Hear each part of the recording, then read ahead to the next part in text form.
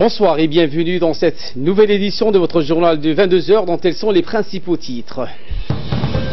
Inauguration de nouveaux locaux des services d'admission à l'hôpital général Pelletier fait par le ministre de la Santé, Dr Jamaïm, qui est également dans l'actualité de ce 22 heures aux États-Unis, levé de l'interdiction d'entrée sur le territoire pour les Tchadiens. C'était les sommaires. Bienvenue à tous.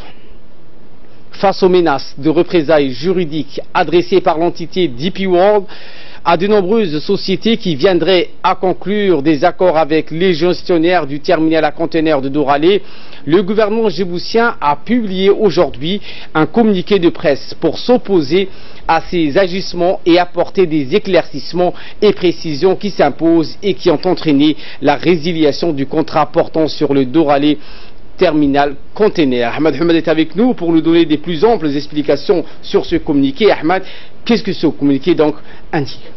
Merci Ali. Alors selon ce communiqué émis par le service de presse de la présidence, Ali, la société DP World fait circuler depuis début avril un communiqué dans lequel elle remet en cause aussi bien l'effectivité que la légalité de la résiliation par l'État djiboutien du contrat de concession portant donc sur l'exploitation du terminal à conteneurs de Doralé. Et dans ce communiqué, Ali, DP World menace de représailles juridiques toute entreprise qui viendrait à conclure un nouveau contrat avec l'État djiboutien portant donc sur les actifs du terminal à conteneurs de Doralé. L'État djiboutien, Ali, donc entend s'opposer fermement aux menaces et contre-vérités diffusées par DP World et l'État djiboutien précise que le contrat de concession de DCT, le Doralé Conteneur Terminal, a été résilié au terme d'un processus juridique transparent et contrairement aux allégations de DP World, ne peut plus se prévaloir d'aucun droit de concession au titre du contrat en question, Ali. Alors le gouvernement de Djibouti note avec un vif regret la position de DP World qui continue de porter atteinte aux intérêts supérieurs de Djibouti. Et selon Djibouti, donc DP World connaît donc en effet de constater le pouvoir souverain dont dispose chaque État en application du droit international de résilier un contrat dès lors que l'intérêt général le requiert et sous réserve d'une juste indemnisation. Et cette position de DP World, il faut le savoir, montre une fois encore avec quel mépris cette entreprise se comporte vis-à-vis de l'État djiboutien et de sa population. Eh bien, Ahmad, DP World, qui est une entreprise privée, prétend pouvoir donc menacer d'autres entreprises qui souhaiteraient entrer en relation avec l'État djiboutien pour y développer leurs activités. Alors de toute évidence, Ali, DP World n'hésite pas à porter atteinte de manière flagrante à la liberté économique de ces entreprises. Il convient également de souligner d'ailleurs que ces menaces sont vaines et dépourvues de tout fondement envers des entreprises tierces. À cet égard, Ali, donc contrairement à ce qu'estime DP World, la résiliation de la concession du terminal à conteneurs de Doralé est effective et parfaitement légale. L'État djiboutien a constaté donc les agissements de DP World qui sont contraires aux intérêts supérieurs de la nation, qui portaient un préjudice manifeste aux impératifs du développement du pays, aux impératifs également du contrôle des infrastructures ainsi que de sécurité d'approvisionnement de la population. DP World, Ali, tente bien maladroitement de résumer la situation à une simple divergence d'intérêts financiers en soulignant que le contrat de concession a été très avantageux pour Djibouti. Encore une fois, Ali, cela donc démontre que DP World fait peu de cas des intérêts supérieurs d'un État et semble considérer que les seuls intérêts dignes d'être poursuivis ne sont que financiers alors qu'il en va du développement de l'ensemble d'un pays et de toute une région. Et pour terminer donc, Ali, l'État djiboutien réaffirme sa volonté de faciliter le développement du pays et le bien-être de sa population. Il souligne également que les investisseurs internationaux comme les partenaires publics, privés et nations amies, particulièrement dans le domaine des infrastructures, sont les bienvenus à Djibouti à cette fin. Au terme de ce communiqué, Ahmad, de presse, on voit que DP World s'exprime comme si ce contrat était toujours en vigueur. Effectivement, Ali, toute la question se résume à ça. D'abord, il y a lieu d'éclaircir une chose. Il n'y a eu à aucun moment un accord liant DP World à l'État djiboutien. S'agissant donc de la gestion du DCT, cette gestion mission lui a été confiée uniquement par le conseil d'administration du DCT, dont DP World était l'actionnaire minoritaire, le reste étant détenu par le port de Djibouti. Alors où se situe exactement l'action de l'État djiboutien? L'action de l'État djiboutien intervient après les dysfonctionnements constatés au sein du conseil d'administration, où l'intérêt de la nation était lésé en vertu de la loi érigeant notamment les activités portuaires en intérêt suprême de l'État. Le DCT a été dissous par la suite tout simplement, et il a été créé la SGTD, la société de gestion du terminal de Doralé. Au terme de cette résiliation, Ali, donc, l'État djiboutien n'a pas ignoré les parts de l'actionnaire minoritaire, en l'occurrence DP World, avec 33%, ainsi que son indemnisation. Alors, en vertu de quoi DP World se permet de prétendre porter plainte contre un État souverain avec lequel elle n'a jamais eu de contrat, et des entreprises souveraines comme elle? Voilà donc la grande question qui se pose à lui. Merci Ahmed Hamad pour ces éclairages. Également dans l'actualité de ce 22h, le ministre de la Santé, Dr Jama El-Miokiye, a inauguré les nouveaux locaux des services des admissions de l'hôpital général Pelletier. Dès son arrivée, le ministre de la Santé a été accueilli par le directeur général de l'hôpital général Pelletier, Dr Hussein Mohamed, et de tout son staff. Cette inauguration a également vu la participation du directeur général de la Caisse nationale de sécurité sociale, Hassan Roblé. Le projet de transformation de ce service vient répondre à la forte hausse du nombre de patients enregistrés par jour. En effet, avec la mise en place de l'assurance maladie universelle, l'AMU, par le chef de l'État fin 2014, le nombre de patients est passé à plus de 600 patients enregistrés par jour au service des admissions. Dans un souci d'optimisation des processus et de réduction des délais d'attente, le service d'admission a été étendu à plus de 12 guichets pour l'enregistrement des patients et de 2 guichets pour les personnes à besoins spéciaux. Le ministre de la Santé, Dr Jama El-Miokiye, a souligné lors d'une réunion avec les responsables de l'hôpital et des équipes médicales que le fonctionnement optimal des services des admissions constitue une priorité pour le ministère de la Santé. Autre actualité, le secrétaire général du ministère de l'enseignement et de la formation professionnelle, Mohamed Abdallah Mahiou, a parrainé aujourd'hui une cérémonie de remise officielle de dons de livres, de bibliothèques et de manuels scolaires destinés aux écoles de l'enseignement de base, moyen et secondaire de la capitale. L'événement s'est déroulé au Kripen et a vu la participation du maître de lieu, Saïd Nour Hassan, le directeur général du Kripen. Madame Ladini Verasami, représentante de l'OIM à Djibouti, était également présente, ainsi que de nombreux inspecteurs conseillers pédagogiques. Le directeur général du Kripen, Nour Hassan, a remercié les donateurs pour ce généreux don qui aidera donc à renforcer le goût de la lecture chez les élèves de l'école publique. De son côté, le représentant des donateurs, Abdelrahman Kahin, s'est dit heureux du partenariat avec le MENFOP et le Kripen dans les efforts de redressement de la qualité de l'école. Le représentant du donateur n'a pas manqué de rappeler l'importance des bibliothèques. 80% d'apprentissage sont faits dans les bibliothèques, a-t-il indiqué. Par ailleurs, il a encouragé le ministère de l'Éducation à investir beaucoup dans la construction des bibliothèques et qu'il faut encourager les jeunes apprenants à fréquenter le plus suivant.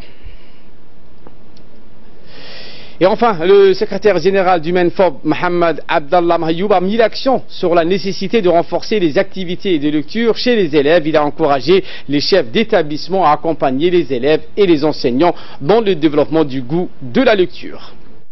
Ce qu'a dit notre collègue Abdelrahman, c'est inciter les jeunes à lire.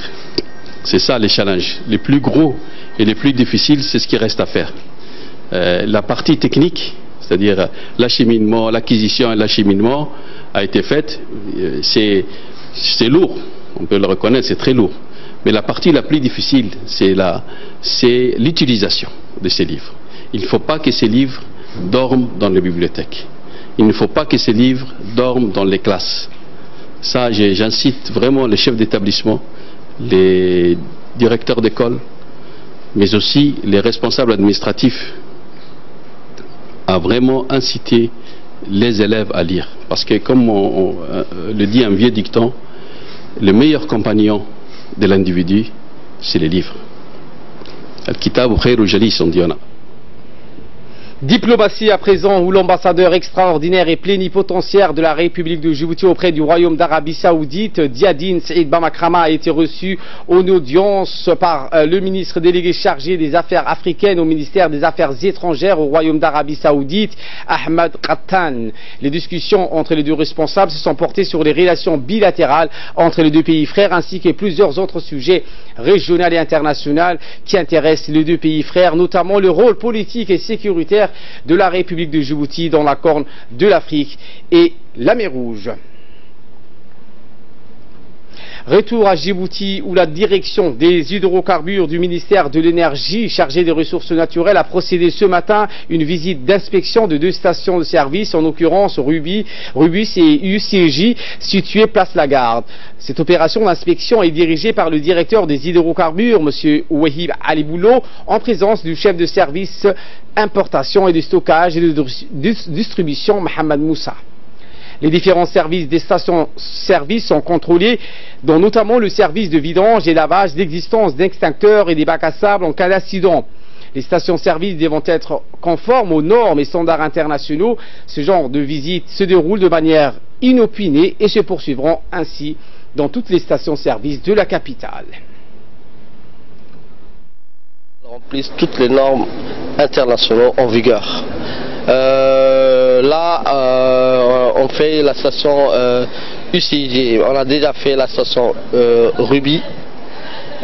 Tous ces stations vont être faites, toutes les stations qui existent à Djibouti vont être faites de façon minutieuse et après nous allons procéder aux inspections des stations-service qui se trouvent dans les districts et notamment Wea, Al-Sabir, Dekil, Obok et Tadjoura.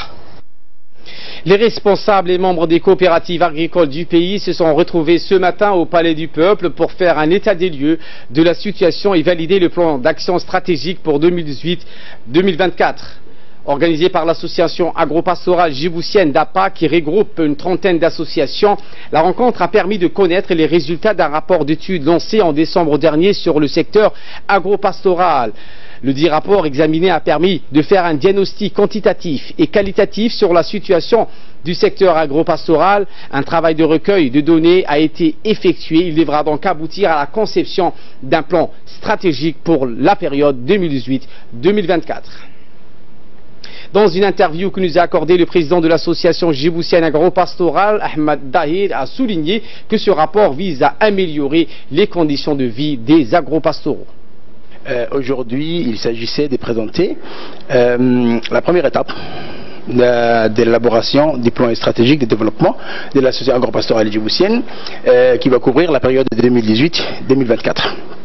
Il s'agit là de faire un plan pour chaque coopérative, mais également consolider ces plans au niveau de la fédération agropastorale djiboutienne qui sera gérée ici à Djibouti-Ville. Ensuite, nous ferons, une fois que le plan est finalisé, présenter le plan final et faire une table ronde pour mobiliser des fonds autour de ce plan, au niveau des ministères sectoriels, mais aussi au niveau des partenaires qui attendent énormément de ces plans. Et je pense qu'en 6 ans, on pourra au moins toucher 2500 agriculteurs agropastoralistes djiboutiens qui devront améliorer leurs conditions de vie. Il s'agit là d'élargir les espaces cultivés, de passer au moins à 1,5 hectares. Ensuite, il faut multiplier la production par 4 ou par 5 en 6 ans. Et il est largement possible de le faire. Il faut construire l'agriculteur au niveau des moyens. Une cérémonie de clôture d'une formation des formateurs en police judiciaire s'est tenue ce matin au sein de la caserne Capitaine Hamadou. La cérémonie a été coprésidée par le colonel Zakaria Hassan Adan, chef d'état-major de la gendarmerie nationale, et le colonel Yougué, attaché de sécurité intérieure de l'ambassade de France à Djibouti. La formation a été dispensée du 25 mars au 11 avril à 17 OPJ de la gendarmerie nationale qui ont été sélectionnés pour prendre part à ce stage de 3 semaines destiné donc à préparer les futurs cadres cadres formateurs de haut niveau de la gendarmerie. Durant cette période de formation, les stagiaires de la gendarmerie ont pu perfectionner leur aptitude de formateurs et acquérir des techniques pédagogiques. Suite à cette cérémonie, une remise des attestations aux stagiaires et un échange de cadeaux a eu lieu. Enfin, durant son allocution, le colonel Zakaria Hassan Adan, chef d'état-major de la gendarmerie nationale, a remercié le soutien permanent de la coopération française. Eh bien, la photo de famille a permis de clore officiellement cette cérémonie. La lutte contre l'immigration clandestine s'accentue depuis ces derniers temps avec les interventions des agents de la police qui réalisent des centaines d'arrestations des immigrés chaque semaine. En effet, les agents de la police ont procédé dans la région d'Obok des arrestations de centaines d'immigrants au poste de Dalaï, situé au milieu de deux régions du pays. Hier, plus de 105 jeunes hommes, femmes et enfants et deux passeurs ont été acheminés par bac jusqu'à Djibouti. Ces immigrants clandestins comptaient se rendre dans les pays du Golfe en passant par le Yémen. Les 103 immigrants ont été conduits au centre de transit de la police situé à Nagad où ils ont reçu de vivres.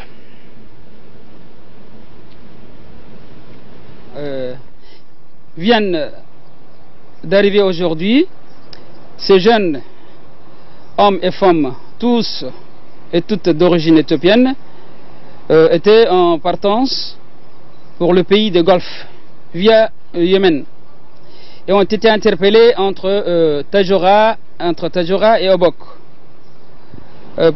Direction le nord du pays, plus précisément la ville blanche, où le président du conseil régional, Omar Hussein Omar, a organisé lundi dernier une réunion générale qui a vu la participation des élus locaux, des différentes responsables de services déconcentrés et les représentants de la société civile. Après avoir remercié les participants d'avoir répondu massivement à son invitation, le président du conseil a exposé les différents points inscrits à l'ordre du jour, à savoir la loi de la décentralisation, le processus de transfert de compétences, la course de 10 km, la mise en place du bureau régional de la fiscalité, les matériels agricoles distribués pour les femmes qui ont déjà donné des résultats concrets. Cette première réunion de l'Assemblée régionale avait pour but de faire un bilan de l'année écoulée et d'élaborer un plan d'action sur les défis à réaliser au cours de cette année 2018.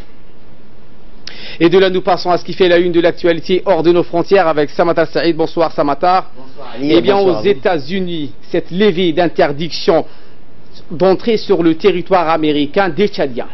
Effectivement, Ali, l'annonce a été faite, la levée de sanctions américaine a été faite tard hier pour la Maison-Blanche. Les citoyens du Tchad pourront à nouveau recevoir des visas pour se rendre aux États-Unis. Le décret signé par le président américain annonçait que le pays d'Idriss Déby Itno se conforme aux normes de sécurité exigées par Washington pour être retiré de la liste.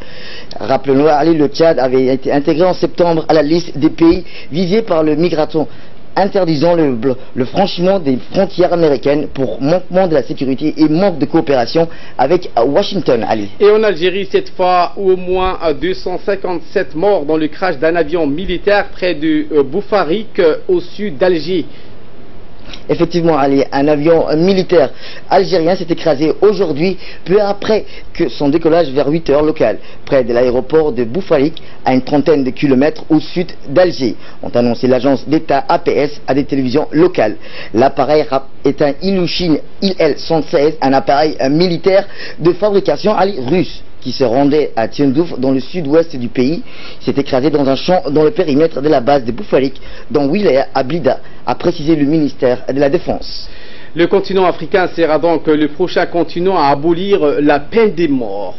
Effectivement, allez, sur les 55 pays qui vont du continent africain, dont 19 ont déjà totalement aboli la peine de mort et 24 ne la pratiquent non plus, bien qu'elle soit encore en vigueur, selon les données de l'association Ensemble contre la peine de mort, qui a organisé un congrès sur la peine de mort thème lundi et mardi dans la capitale économique. Toutefois, allez, 12 pays africains pratiquent encore la peine de mort, personnes exécutées en 2016. En Afrique, selon les personnes exécutées, les chiffres du Botswana, Égypte, Éthiopie, Guinée équatoriale, Libye et Nigeria, ainsi que le Zimbabwe, pour tous les acteurs de ce congrès qui a réuni environ 300 participants des 30 pays. Ali. À l'ONU, la Russie et les États-Unis se neutralisent au sujet de la Syrie. Effectivement, Ali, Washington a proposé aujourd'hui au Conseil de sécurité des Nations Unies la création un an d'un nouveau mécanisme d'enquête indépendant sur le recours aux armes chimiques en Syrie. La Russie a opposé son veto, mais Ali, rappelons-le, Moscou a également proposé un projet qui remettait au Conseil de sécurité l'ultime décision d'entériner ou non les conclusions d'une enquête. Il n'a pas recueilli la majorité des 9 voix nécessaires à son adoption, Ali.